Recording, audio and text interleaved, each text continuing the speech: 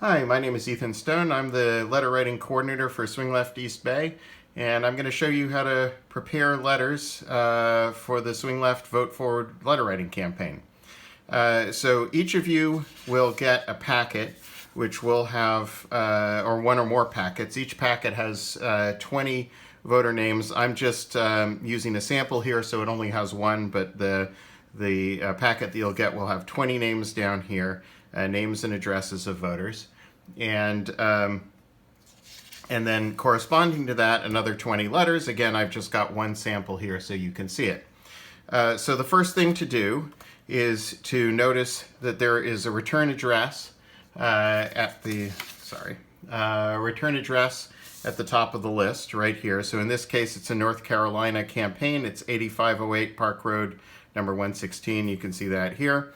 And that's just a mailbox that the letters will go to if they're returned without delivery, so that Vote Forward can update its list.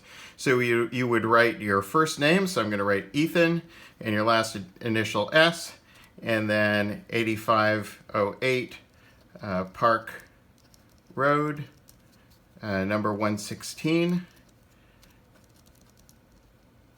Charlotte, North Carolina, 28210. So now you've got yourself a return address labeled envelope. My suggestion is that when you're doing this with a whole packet, or even more than one packet with the same campaign, do the return addresses first for all of the envelopes, because you'll memorize it's the same for all of them. You'll memorize them after one or two envelopes. It'll go fast. So now we've got a return addressed envelope, and we've got our first voter, and we have a letter corresponding to that voter. Now notice at the bottom here, the letter has the name and address of the voter on it. So you have to make sure, and this is the thing to pay the most attention to here, make sure that as you're preparing a letter, that the letter corresponds to the voter, corresponds to the name on the envelope, because people are very sensitive about their names, not about much else. But if somebody else's name is down here and their name is up there, they're going to notice it, right? So that's the one thing you don't want to mess up, and it's kind of easy to mess up. So just pay attention to the fact that the letters will be in the order of this list, and you want to go through it in that order, and you want to check periodically to make sure you're not getting off by one, which there are various ways of doing.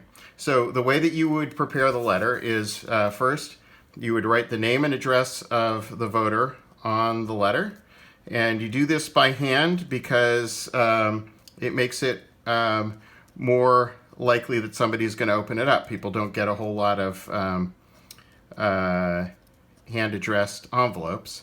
So I'm going to write to John Smith, 100 Elm Street, Winston-Salem, North Carolina, 27103. Now I've got the letter. Now I go, or the envelope. Now I go to the letter and I write, Dear John, voter's first name. I'm writing to today to urge you to vote and share my story with you. I vote in every election because. So you can write whatever moves you. So you could write because I know democracy only works if we all vote. Try to keep it positive, try to keep it nonpartisan. What we are try to keep it collectivist, trying to get people to understand that they're part of a collective endeavor and that it's important that they participate. But most importantly, something positive, and nothing about Trump, and nothing about, if you don't vote, then the devil will take over or anything like that. Just inspirational messages. And it can be personal if you've got a personal message. One volunteer told me that she would write, because my father ran for school board and lost by one vote, and I never forgot it. So that's a great thing to write if that's true of you, but whatever is true of you is what you write here.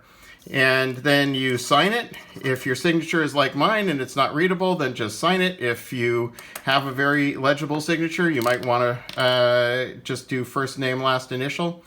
Sometimes people will highlight the information as to the date of the election. All of these, pretty much all of the letters you're going to be preparing at this point are going to be for the November election.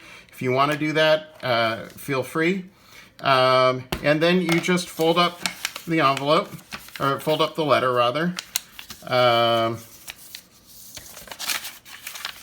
And get it into the envelope. And the one thing to note here is if you're doing a list of 20 letters, do all of this, but don't seal the envelope and don't stamp the envelopes yet. The reason for that is because, as I said earlier, the one mistake that people tend to make here is that they will get off by one. And if you get off by one and you discover it after 5 or 6 or 7 letters, you would rather have these envelopes be unsealed so that you can just open it up, take out the mistaken envelopes, shift them around into different letters, and then you might have to rewrite a few letters, but you won't have to rewrite all of the envelopes. Once you've got 20 envelopes and 20 letters and you don't find yourself with any extra envelopes or any extra letters, which is usually a sign that you've done something wrong, then just seal up the envelope, put a stamp on it, and put it aside. What we're asking people to do is to collect these letters at the host's house and then bring them back when completed. So once you've got them all completed, just wrap them up in the list, put a rubber band around it or whatever makes sense for you. And then when you're ready to bring them back so that we know which letters were prepared and we can check those off. That is it. It's very simple.